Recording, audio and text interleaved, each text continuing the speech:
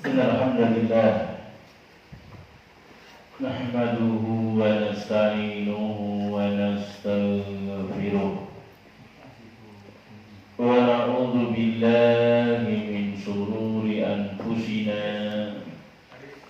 ومن سيئات أعمالنا من يهده الله فلا مضل له ومن يضلل فلا هادي له أشهد أن لا إله إلا الله وحده لا شريك له وأشهد أن محمدا عبده ورسوله أرسله بالهدى ودين الحق ليظهره على الدين كله وكفى بالله شهيدا فبلغ الرسالة وأدى الأمانة ونصح الأمة وجاهد في الله حق جهاده فصلوات الله وسلامه عليه وعلى آله وأصحابه ومن تبعهم بإحسان إلى يوم الدين وبعد. Ma'asyiral muslimin rahimani wa rahimakumullah, ikhwani wa akhwati fillah, a'azzani Allah wa iyyakum jami'an. Walhamdulillah, segala puji hanya milik Allah Subhanahu wa ta'ala atas limpahan nikmatnya yang tidak terhitung kepada kita seluruhnya. Alhamdulillah, di malam yang berbahagia ini kembali kita diizinkan oleh Allah Subhanahu wa ta'ala untuk bisa duduk bermajelis bersama. Kita lanjutkan pembahasan kita, pembahasan ayat-ayat yang berkaitan dengan ibadah puasa Ramadan. Semoga Allah Subhanahu wa ta'ala memberkahi majelis ilmu yang kita adakan ini. Lewat perantaranya Allah benar-benar karuniakan kepada kita seluruhnya ilmu-ilmu yang bermanfaat, ya, yang membuahkan amal soleh, terkhusus sambutan kita menyongsong bulan suci Ramadan yang sudah kita sampaikan dalam majelis yang sudah lewat, bagaimana salat kita yang soleh.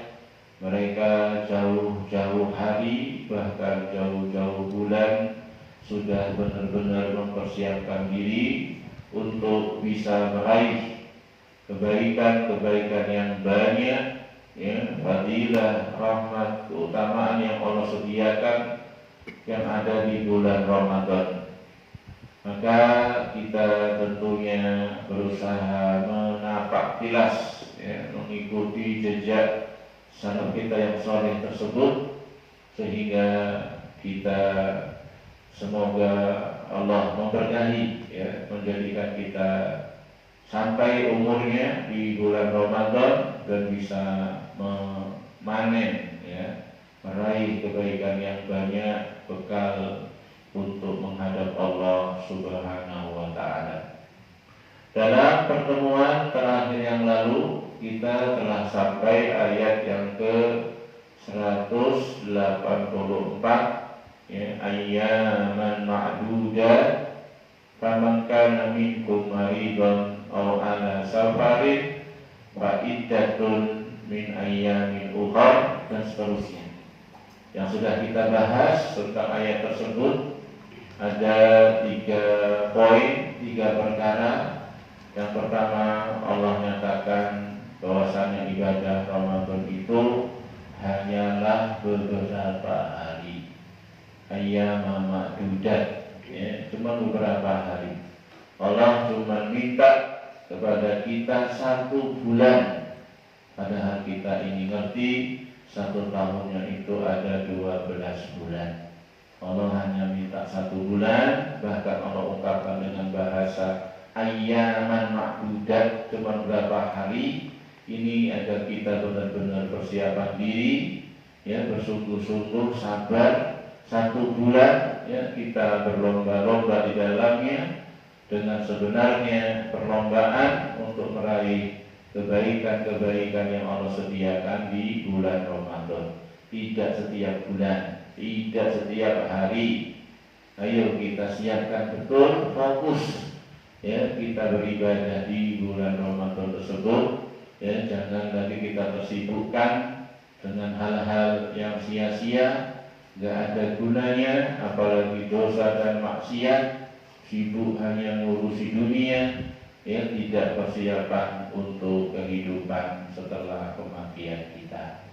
Kemudian yang kedua yang sudah kita bahas adalah tentang adanya 2 kelompok manusia yang Allah beri uzur syar'i. Ya, yang pertama kewajibannya adalah mengqadha, dan yang kedua kewajibannya adalah membayar fidyah. Faman kana minkum maridan aw ala safarin fa iddatun min ayyamin ukhra. Barang siapa dari kalian ketika bulan Ramadan sakit atau safar, maka silahkan dia Allah beri uzur tidak berpuasa, tetapi dia ganti di hari-hari yang lain. Ini ayat tentang qadha. Kemudian wa 'alal ladzina yutiqunahu fidyatun ta'amun miskin. Dan atas mereka yang tidak mampu, yang tidak kuat melaksanakan ibadah puasa, dan uzurnya ini tidak hilang-hilang, terus beruzur, gak mungkin mengqadha, maka Allah berikan syariat fidyatun ta'amu miskin. Silahkan membayar fidyah, yaitu memberi makan kepada fakir miskin. 2 kelompok ini, ya, sudah kita bahas siapa mereka masing-masingnya, mana kelompok yang mengqadha, mana kelompok yang membayar fidyah. Sudah lewat pembahasannya, ya. Wa 'alal ladzina yutiqunahu fidyatun ta'amu miskin. Faman tatawwa'a khairan fa huwa khairul lah wa an tasumu khairul lakum in kuntum ta'lamun. Ini bagian yang ketiga tentang sejarah pensyariatan ibadah puasa. Ya, yang memang secara asalnya di situ ada berat karena jiwa yang biasanya seharinya makan bukan cuma sekali, ya, ada 3 kali, ya, minum dan seterusnya. Kemudian tiba-tiba tidak boleh makan, tidak boleh minum. Maka dalam sejarahnya, ya, berdasarkan bagian akhir dari surat Al-Baqarah 184 ini, dulu ketika awal mula diwajibkannya tidak langsung harus puasa. Mereka yang belum terbiasa, masih berat, dibolehkan gak puasa tapi bayar fidyah. Ini awalnya, mau puasa kalau mampu silakan. Kok nggak mampu, ya, walaupun itu kata-kata disakit, ya, atau mungkin safar, nggak mampu, nggak apa-apa, nggak puasa, bayar fidyah. Itu pilihan. Kemudian famankan wa antasumu khairul lakum. Tapi kalau kamu milih puasa, itu lebih bagus. Ini sejarahnya. Pertama boleh milih, kemudian kedua dianjurkan, ditekankan untuk milihnya milih puasa, ya. Baru kemudian di ayat yang berikutnya yang akan kita bahas dalam pertemuan kali ini, disitulah kemudian ditegaskan tidak ada lagi pilihan bagi mereka yang mampu, walaupun mungkin berat puasa, harus berpuasa, yaitu pada surat Al-Baqarah ayat ke-185, yaitu pada lafaz faman syahida minkum syahra falyasum. Faman syahida minkum syahra falyasum. Siapa saja yang menyaksikan bulan Ramadan sehat, ya, dan seterusnya. Walaupun ada berat, tidak ada lagi pilihan, harus berpuasa. Falyasum. Inilah dia tahapan-tahapan dalam kewajiban ibadah puasa. Kita lanjutkan ayat ini 185. Kita baca lebih lengkapnya. Allah berfirman, Syahrul Ramadan alladzi unzila fihi al-Qur'an. Al-Baqarah 185. Bulan Ramadan, ini dialah bulan unzila fihi al-Qur'an, yang pada bulan tersebut diturunkan Al-Qur'an. Ya, maksudnya diturunkan sekaligus, ya, dari Lauhul Mahfuz ke langit dunia, ke Baitul Izzah, disebutkan seperti itu. Baru dari situ diturunkan beransur-ansur kepada Nabi kita Muhammad selama kurang lebih kurun waktu 23 tahun. Ya, jadi Al-Quran turun di bulan Ramadan itu turun sekaligus dari Lauhul Mahfuz, ya, ke Baitul Izzah, ke langit dunia. Itu pada bulan Ramadan, pada malam Lailatul Qadar. Baru dari situ, ya, disampaikan kepada Nabi kita Muhammad beransur-ansur sesuai dengan kondisi, keadaan, peristiwa yang dialami Rasulullah SAW. Ya, sebagaimana ma'ruf, ya, sebagaimana kita kenali, ya, bahwasanya banyak yang istilahnya ayat-ayat yang ada asbabun nuzul, sebab turunnya. Ini menunjukkan beransur-ansur, tidak sekaligus. Ya, sekaligusnya itu pada bulan Ramadannya, kemudian turun beransur-ansur pada Rasul sepanjang perjalanan dakwah Rasul, mulai beliau umur 40 tahun, surat Al-Alaq, ya, 1-5 itu awalnya, dan terus turun beransur-ansur sampai sempurnanya Al-Quran tersebut. Baik, sekali lagi, Syahrul Ramadan alladzi unzila fihi al-Quran. Itulah dia bulan Ramadan, bulan yang Allah telah pilih untuk di bulan tersebut diturunkan Al-Quran. Dan ini juga menunjukkan keutamaan bulan Ramadan. Di antara sekian banyak sisi keutamaan bulan Ramadan adalah diantaranya apa? Bulan itulah bulan yang Allah pilih untuk diturunkan kitabnya. Dan ini kitab yang diturunkan di bulan tersebut, kitab yang paling mulia juga, yaitu Al-Quran, yang dia memiliki keistimewaan yang tidak ada pada kitab-kitab sebelumnya. Di antaranya apa? Di antaranya Al-Quran itu terjaga. Adapun yang lainnya, Taurat, Injil tidak terjaga. Dan makanya nggak ada lagi sudah naskah asli, ya, Taurat dan Injil yang ada sekarang di tangan mereka itu sudah bukan naskah aslinya. Nanti pembahasannya dalam iman kepada kitab-kitab. Situ pembahasan rincinya. Ya, Al-Quran, inna nahnu nazzalna dzikra wa inna lahu lahafizun. Kamilah yang menurunkan Al-Quran, kami akan menjaganya. Di antara bentuk penjaga Quran, Allah pilih, dan setiap generasi kaum muslimin sejak zaman Rasul sampai nanti hari kiamat, manusia-manusia hebat penghafal Al-Quran. Yang hafal itu bukan dari mushaf, tapi langsung dari lisan gurunya. Yang gurunya dari gurunya lagi, gurunya dari gurunya lagi, sampai kepada ahli baca Qurannya Rasulullah SAW yang bersanad istilahnya itu. Jadi ini masalah penjagaan dari Al-Quran.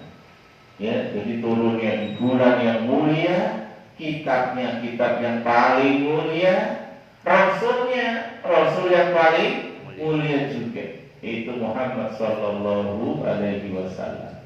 Nanti kita bahas dari sini. Berarti ini juga terdapat isyarat sebagaimana penjelasan para ulama, bulan Ramadan itu syahrul Quran, bulan Al-Quran. Dan salah kita yang soleh, mereka perhatian lebih ya terhadap Al-Quran ketika di bulan Ramadan. Bahkan sudah kita sampaikan di awal-awal mula kita bahas pembahasan ini, bahkan mereka salah kita yang soleh sebelum Ramadan sudah pemanasan, sudah latihan. Masih ingat ya resep kita yang pengen 6 kali khatam?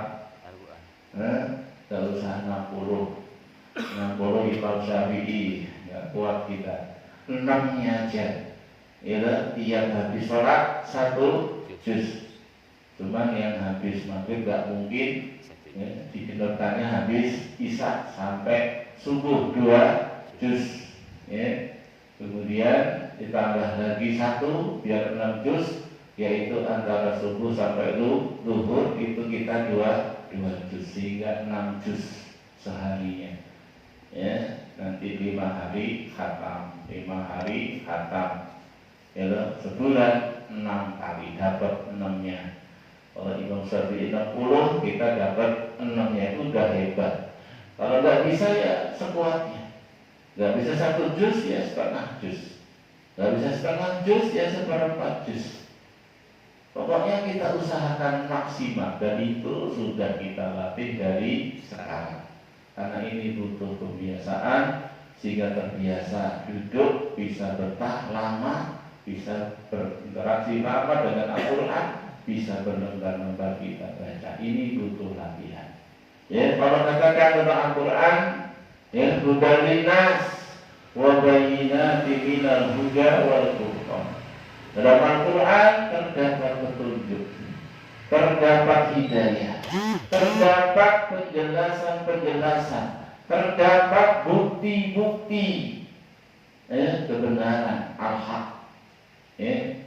Demikian pula kebatilan. Kalau kita baca Quran, membaca Quran, kita akan ngerti mana yang hak, mana yang batil, ya, mana yang benar, mana yang salah, mana yang tauhid, mana yang syirik, mana yang iman, mana yang kufur. Bahkan Quran ini sumbernya ilmu-ilmu syar'i, dan sangat disayangkan.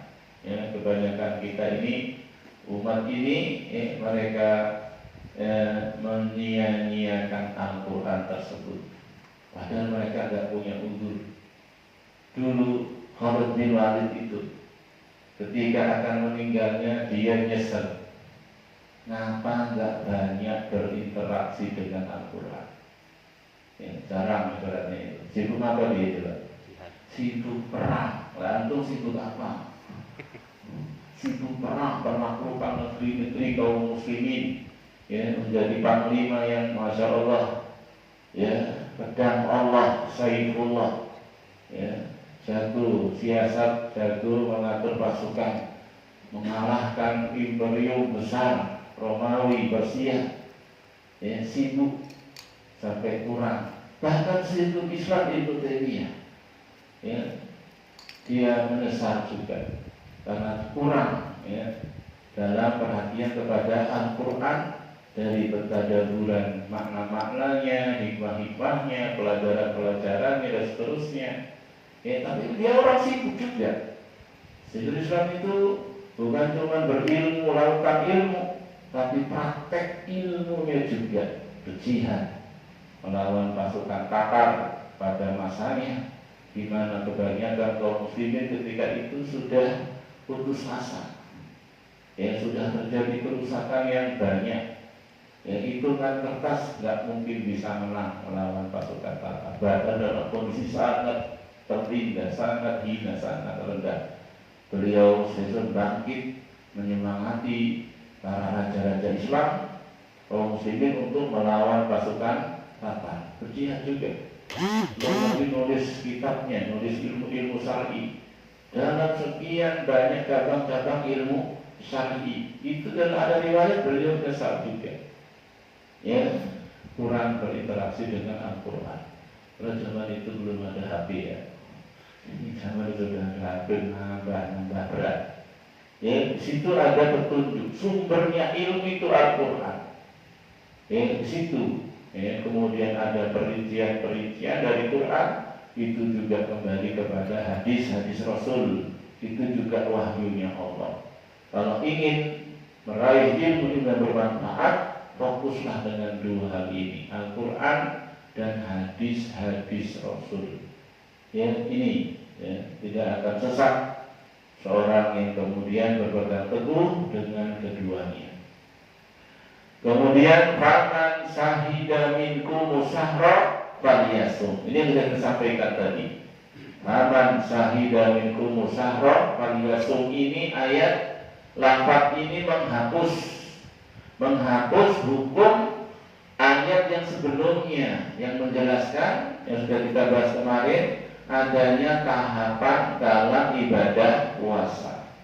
Pertama, suruh milih, boleh puasa, boleh tidak. Kemudian kedua, dianjurkan milih puasa.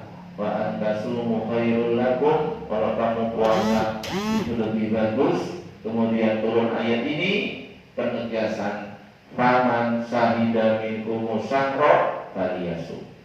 Siapa saja yang menyaksikan bulan Ramadan, maka hendaknya dia berpuasa. Tidak ada lagi milih tak puasa bayar fidyah. Tapi tetap ayat fidyah tetap ada. Cuma itu nanti dipakai untuk mereka yang punya uzur yang hilang.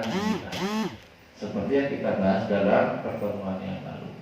Ya, nenek-nenek, kakek-kakek, sudah tua, sudah lemah fisiknya, nggak mampu puasa, ini masih ada syariat fidyah. Ya, masih ada syariat fidyah. Kemudian juga termasuk di sini kita bahas kemarin siapa yang bayar fidyah. Ya, di samping kakek-kakek, nenek-nenek ini, orang yang sakit nggak mungkin sembuh. Sakit, cuma sakitnya nggak mungkin sembuh. Kalau masih mungkin sembuh, berarti qadha, masuk ke ayat qadha. Tapi kalau nggak mungkin sembuh sakitnya, divonis sama ahlinya, sakitnya seumur hidup, ya, makan obat terus sampai nanti ya mati. Ya, ini seperti ini. Kalau dia nggak makan obat, ya, dia puasa, tambah parah sakitnya, ya, tambah lama lagi penderitaannya. Maka yang seperti ini nggak mungkin hilang uzurnya, dia masuk dalam ayat bayar fidyah. Termasuk apa kemarin, walaupun ada khilaf ulama, ibu hamil, ibu menyusui. Kalau secara pikiran kias, masuknya ke ayat qadha, kayak orang sakit, kayak orang sabar. Masa dia mau nyusui terus? Masa dia hamil terus? Kalau secara akal ya, itu termasuk uzurnya kayak orang sakit, kayak orang sabar, berarti mengqadha. Tapi ternyata ada riwayat dari sahabat Ibnu Abbas dan juga Ibnu Umar, ya, yang berfatwa wanita hamil, wanita menyusui yang nggak mampu, nggak kuat puasa, entah karena fisiknya emang atau karena anaknya, ya, mungkin dia mampu puasa, tapi anaknya tertimpa dorong yang dikandungnya atau yang disusuinya, sehingga dia nggak puasa. Maka yang seperti ini, wallahu a'lam, pendapat yang rajih menurut saya ini. Kalau nggak terus juga nggak apa-apa, karena masalah khilaf ijtihadiyah. Maksudnya kalau antum milihnya mengqadha, ada ulama yang bersama antum. Cuma saya lebih merajihkan pendapat yang menyatakan wanita hamil menyusui yang nggak mampu berpuasa itu membayar fidyah, karena ada asal dari Ibnu Abbas dan Ibnu Umar tersebut. Dan kenyataan juga kadang-kadang ada. Ya, tahun ini hamil, tahun depan hamil lagi. Ya, bahkan masih nyusui sudah hamil lagi. Nyusui pas hamil dia coba. Gimana ini? Kapan mau bayarnya coba? Itu kenyataan ada. Ya, walaupun gak seluruhnya perempuan kayak gitu. Ya, produktif, subur, ya, tukang beranak, al-walud, itu dia al-walud kata Rasul. Nikahi wanita yang al-walud, al-walud yang belas kasih, ya, sayang sama anak-anaknya, nggak berangasan. Perempuan kok berangasan sama. Al-walud itu kan beranak. Kalau tukang beranak setahun satu, ya, 11 tahun udah boleh kesebelasan. Nah, ini kalau kayak gini kondisinya kapan mau mengkodoknya? Tambah susah dia. Ya, maka kalau alam bisawab, kalau tanyanya ke saya, taklimnya sama saya masalah ini, wanita hamil menyusui itu kewajibannya bayar fidyah, bukan mengkodok. Ya, ini. Ya. Kemudian di sini masalah muslimin rahimani wa rahimakumullah, diulang lagi lafaz ayat wa man kana maridan aw ala safarin fa iddatun min ayyamin ukhra. Barang siapa yang sakit atau safar ketika bulan Ramadan sehingga enggak mampu berpuasa, fa iddatun min ayyamin ukhra. Silahkan dia tidak berpuasa, diberi udzur syar'i, tapi dia ganti di hari-hari yang lain. Kemudian Allah mengatakan yuridullahu bikumul yusra wa la yuridu bikumul usra. Allah menginginkan kemudahan bagi kalian. Allah tidak menginginkan kesulitan. Dan ini termasuk usul pokok yang sangat besar dalam risalah yang dibawa Nabi Muhammad sallallahu alaihi wasallam. Bahwasanya agama ini tegak di atas kemudahan. Cuma mudahnya jangan menurut sendiri-sendiri ya. Dikembalikan kepada syar'i. Mudah apa di sini? Tadi puasa sakit boleh tidak puasa, diganti hari yang lain. Puasa safarnya masa berat, ya boleh tidak puasa, diganti hari yang lain. Demikian tadi sudah tua, boleh tidak puasa, bayar fidyah. Ya, sakit tidak sembuh-sembuh, boleh bayar fidyah. Ibu hamil, ini namanya mudah. Antum nggak bisa sholat sambil berdiri, ya silahkan sholat sambil duduk. Sholli qa'iman, fa illam yastati' fa qa'idan. Sholat dengan berdiri. Kalau nggak mampu, boleh duduk. Itu namanya mudah. Berwudu, udzur, nggak bisa menggunakan air atau nggak ada air, tayamum. Itu namanya mudah. Dan kalau kita perhatikan agama ini secara umum, itu sebenarnya mudah. Semuanya dalam kemampuan kita. Sholat 5 waktu, sehari semalam cuma 5 waktu, 24 jam. Allah cuma minta 5 waktu. Kalau 5 waktu kita kali 10, katakanlah sekali sholat 10 menit misalkan begitu. Ya nggak ada 1 jam, 50 menit. Itu udah lumayan sebelum sholat itu. Karena kita ini berapa menit sudah selesai 2 rakaat, cengkang-cengking, beres, kebut, ya, ambil yang wajib-wajibnya, tok sudah sah juga. Puasa tiap bulan, cuma sebulan yang kulit, yang lainnya mustahab sunnah, ya ditekankan. Ya, kemudian apa lagi? Bayar zakat, yang mampu, yang sampai risau. Kok semuanya, pokoknya pukul rata 10%. Nah, ini siapa ya udah saya kayak gitu. Allah nggak kayak gitu. Ya. Jadi yang mampu itu pun kalau sudah haul itu sudah dimiliki selama setahun, sudah sampai nisabnya, baru ada kewajiban zakat. Tidak semua ada zakatnya. Yang lainnya mungkin infak yang mustahab. Haji, umroh, seumur hidup cuma sekali. Itu juga kalau mampu, gampang mudah. Cuma kita ini kadang-kadang memberat-beratkan diri, nambah-nambahi. Padahal kita cukupkan dengan sunnah itu sudah capek kita, dah lebih. Sholat 5 waktu, kalau yang sunnah-sunnah, Masya Allah itu sudah hebat kita. Puasa yang wajib, puasa sunnah-sunnah, sudah sibuk kita.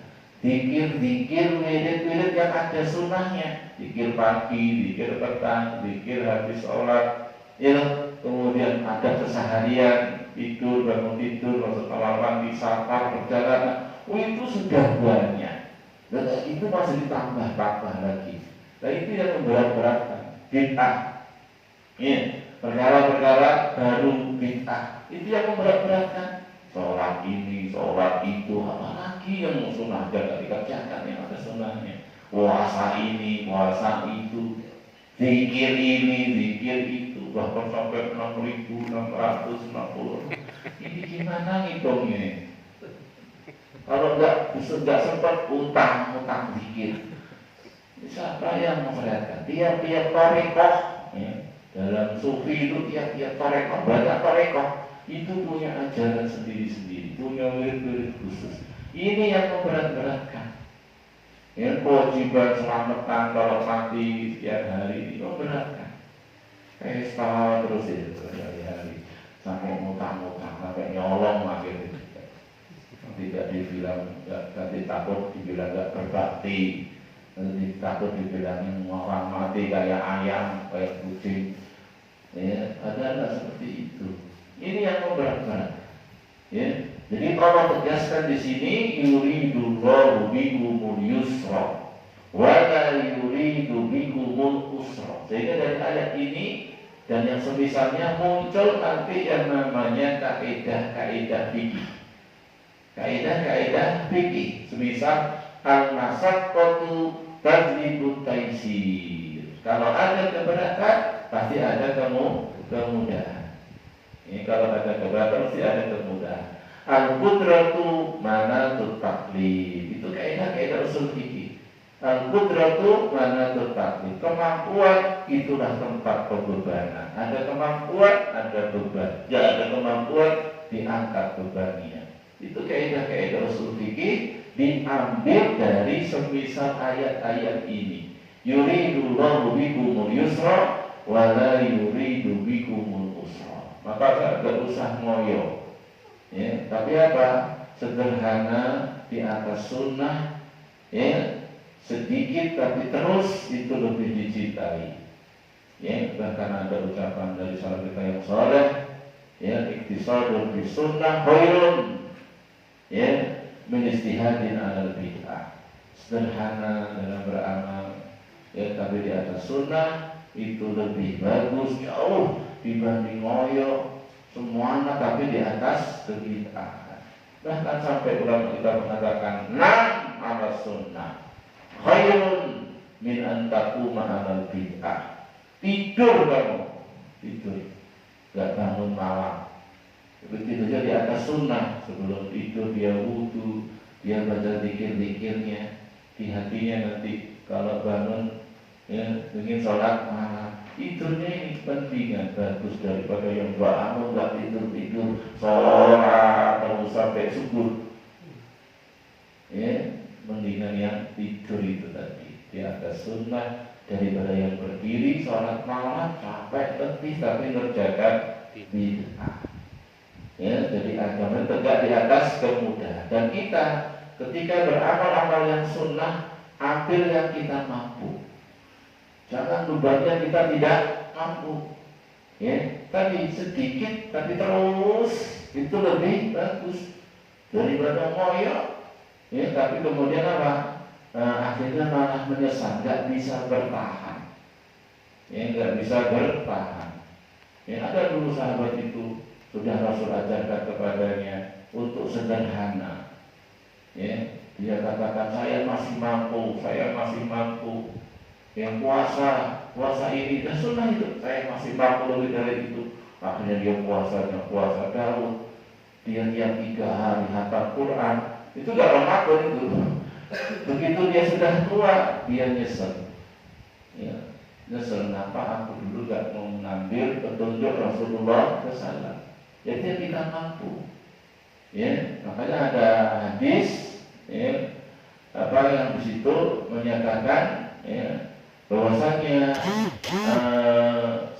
terus, ya, dawat terus, ya, sedikit tapi terus menerus itu lebih bagus daripada banyak tapi sebentar. Bangun malam 11 rakaat 13, tapi besok-besok hari tidur lama, sebulan sekali juga, atau bahkan setahun sekali. Masih mendingan yang memang bangun witir tapi rutin tiap malam. Itu infak tiap hari rutin, mungkin dia 5.000, 10.000, daripada gendret banyak dulu liburnya lama. Ya, jadi itu. Ya, ahabul a'mal ilallah adwamuha wa in qalla. Amal yang dicintai di Allah adalah yang terus menerusnya walaupun sedikit. Ini amal-amal yang sunnah, yang mustahab. Kalau yang wajib harus dilaksanakan. Yang ada waktunya kadang semangat, ada waktunya kadang-kadang apa? Turun iman itu. Dan ketika semangat kita kerjakan yang sunnah-sunnah itu. Ketika kok mulai penat, ya kita jangan sampai meninggalkan yang wajib, terus dijaga.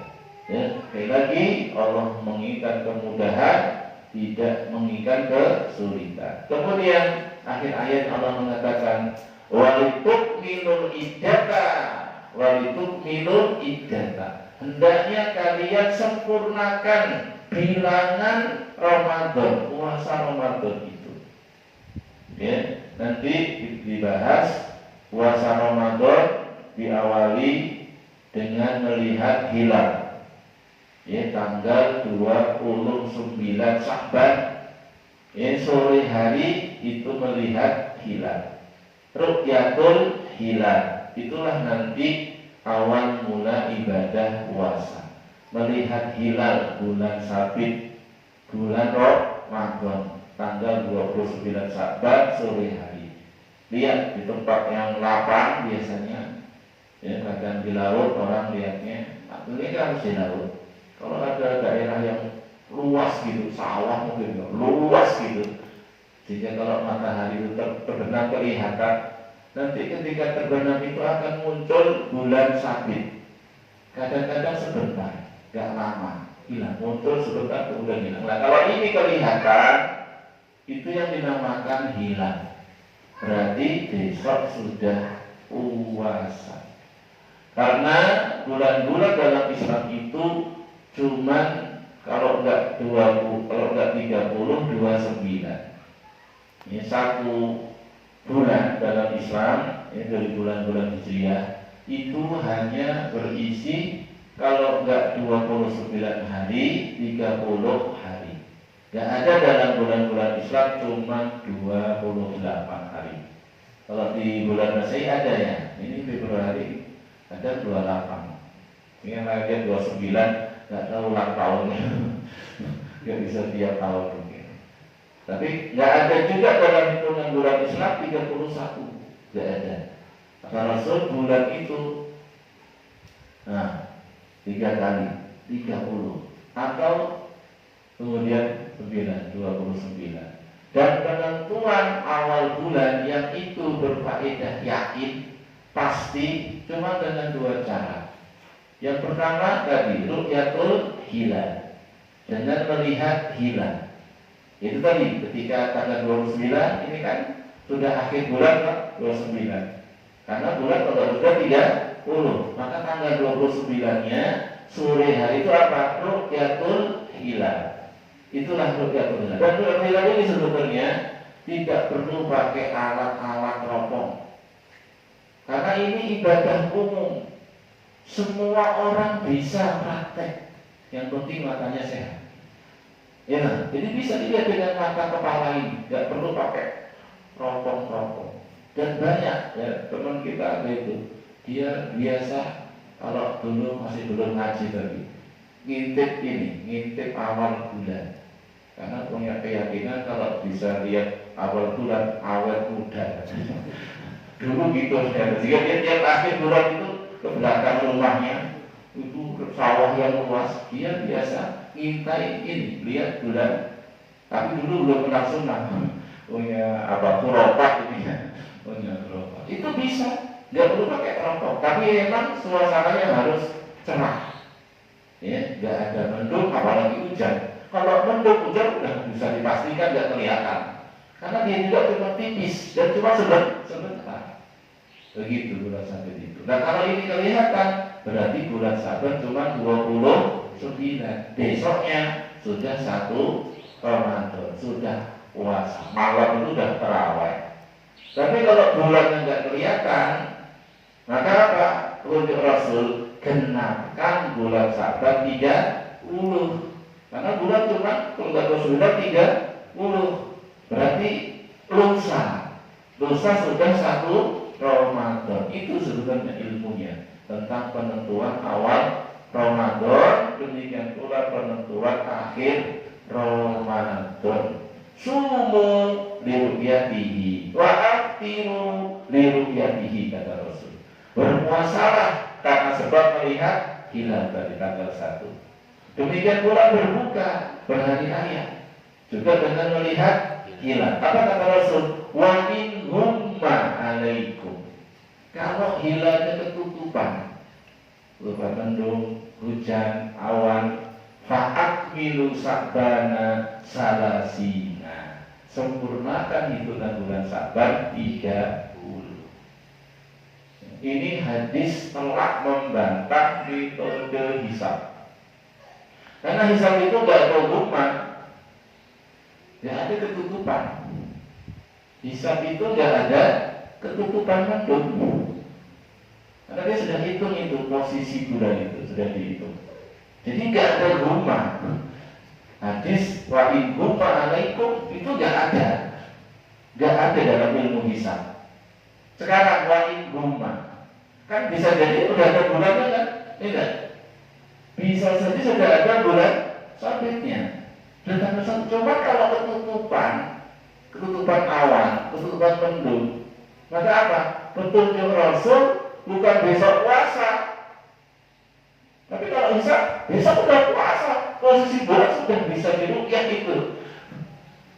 Walaupun mendung, walaupun hujan, pokoknya posisi ini sudah sekian derajat bisa diruqyah. Begitu mereka patokannya. Padahal bisa diruqyah belum tentu kelihatan. Paham? Bisa diruqyah itu, bisa dilihat belum tentu kelihatan. Dalam hadis ini wa in humma, kalau ketutupan itu hilal. Mungkin mendung, mungkin awan, mungkin hujan. Maka waktu Rasul fa'akmilu Sa'bana salasina. Sempurnakan bulan Sa'bannya 30. Berarti lusa baru puasa. Tapi kalau hisab nggak ada rumah. Dari sekarang harus ditentukan kok. Iya, ditentukan barangnya kapan? Udah diumumkan. Bahkan jauh-jauh hari, jauh-jauh bulan. Ini menyelisihi petunjuk Rasul yang pakai hisab. Dan juga yang kedua yang pakai hisab itu seringnya kadang menyelisihi keputusan pemerintah. Seringnya, ini 2 kesalahan. Sudah pakai hisab, tidak pakai ruqyah. Yang kedua, dalam prakteknya kadang tidak mengikuti keputusan pemerintah. Mengapa ini perlu kita sampaikan? Karena dalam hadis yang lain, Rasul menjelaskan, as-sawmu yawma tasumuna wal fitru yawma tuftiruna. Berpuasa itu, kata Rasul, ketika orang-orang pada puasa. Berbuka itu, berhari raya maksudnya, itu ketika orang berhari raya. Ini hadis sahih dari Imam Tirmidzi. Kemudian diberi penjelasan oleh para ulama kita, berpuasa bersama manusia itu, umumnya manusia itu kan ikut pemerintah.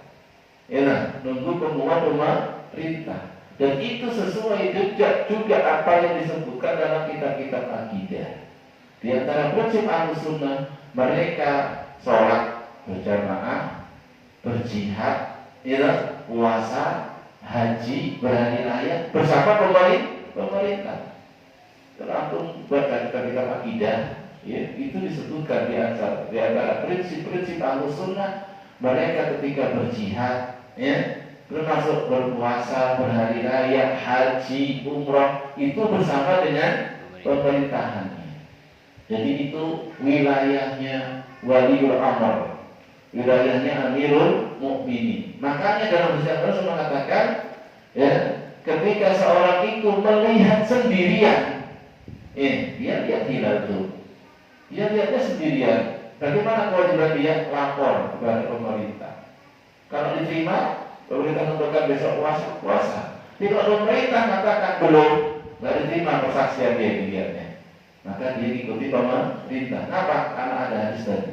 Puasa bersama dengan manusia secara umum, demikian berbuka juga secara bersama dengan manusia. Makanya kalau sudah nanti mau Ramadan, nggak usah tanya-tanya. Ramadannya kapan Ustaz? Nanti jawabannya ikuti aja sikap Islam. Pemerintah sudah kirim tim yang banyak, pakai ruqyah, ya kan? Begitu. Dan mereka sudah sidang bersama dengan ormas-ormas Islam, ya, yang mereka juga punya tim. Nanti di situ dimusyawarahkan, diputuskan, ya, begitu. Jadi termasuk prinsip Ahlus Sunnah, mereka berhari raya, berpuasa, apalagi berjihad, itu di belakang waliul amr. Demikian pula sholat berjamaah Jumat itu bersama waliul amr. Ini, ya, jadi dalam ayat ini disebutkan tentang akhir puasa. Ya, Allah mengatakan walitukmilul iddah, walitukmilul iddah. Kalau sudah sempurna itu hitungan bulan puasa Ramadan, berarti sudah selesai. Kalau sudah selesai apa? Walitukabbirullaha ala ma hadakum, takbiran. Ya, ini nas takbiran. Nas ini dijadikan dalil oleh sebagian ulama, berarti ketika sudah masuk malam, kan sudah selesai Ramadannya, ya.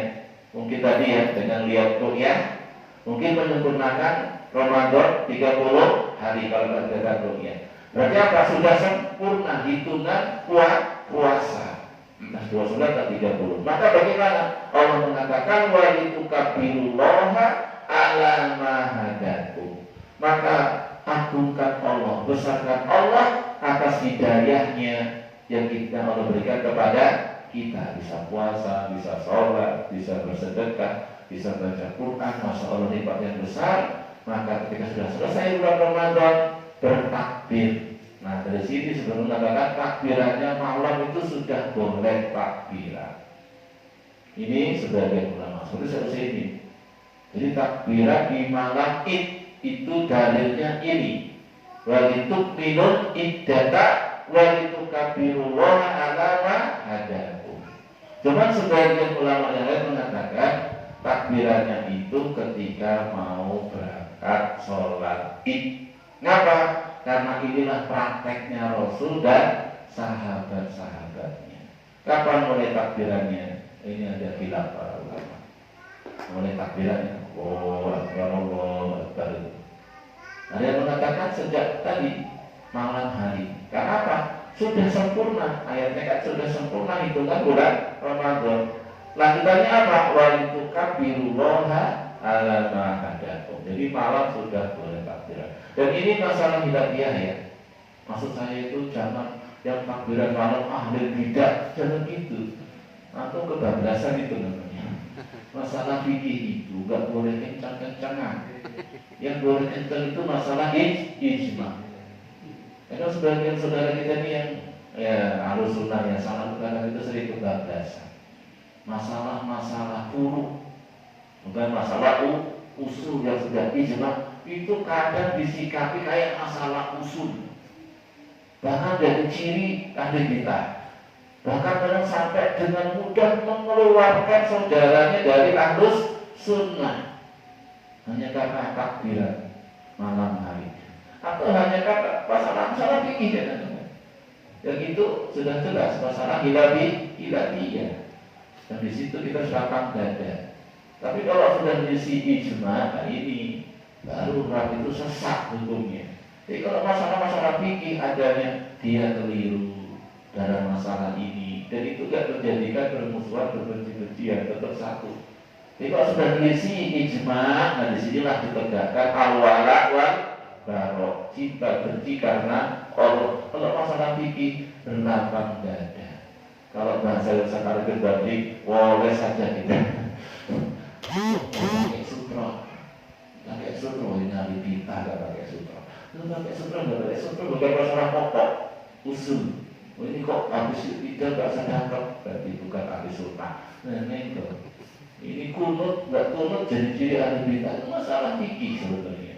Kita istihadiyah. Masalah muslim nggak muslim itu masalah maksiat. Ya, bukan masalah usul pokok yang menjadikan orang keluar dari ahli sunnah. Ada nggak sahabat yang nyolong? Nih, ada nggak sahabat yang nyolong? Nah, yang berzina ada yang dipotong tangannya dirajam, tapi mereka itu ya ahlu sunnah. Apa nggak bukan ahlu sunnah? Sahabat bukan ahlu sunnah itu siapa? Bukan ahlu sunnah. Jadi harus bisa membedakan. Ini masalah usul, ini masalah furu, ini masalah ijma, ini masalah hilafiyah. Beda sikapinya. Ya, karena kebanyakan ini pelajaran dari awal-awal dakwah, masalah itu bukan masalah usul, kayak masalah usul disikapi al-wala wal barok sudah jadi pembeda ahli sunnah dengan ahli bidah. Azan dulu ya, nanti kebablasan. Jadi kita lanjutkan sebentar.